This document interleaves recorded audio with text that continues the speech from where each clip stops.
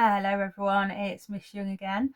Now I know for new teachers, behaviour is really often one of the biggest concerns, and I think sometimes we make it a bigger thing than it has to be.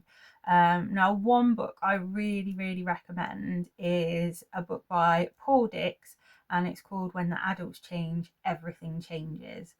And that it's kind of a bit of a misleading title. It kind of makes it sound like it's our fault as teachers, our fault as adults, but actually what it does is give you some really good ideas as to how you can tweak and change little things in your classroom to focus on the positive. So for example, if you have got a class and you want them to listen, you've maybe used techniques like 3, 2, 1, everyone listening, or whatever it is you decide to use, there's still a couple of people that are not listening.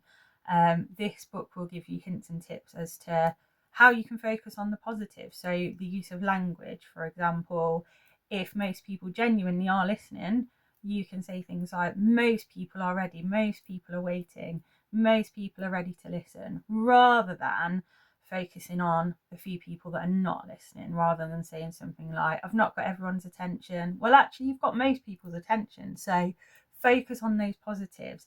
Again, if some people haven't got a pen out, but actually most of your class have, focus on that positive and say things like, okay, most people are ready to do their dates and titles, most people have got pens and rulers out, rather than focusing on the few that haven't. And actually quite quickly, those that are getting it right recognize that you recognize them, and those that are not getting it right will quite quickly, a lot of the time, not all of the time, but a lot of the time, sort of recognize what everyone else is doing without you having to single them out.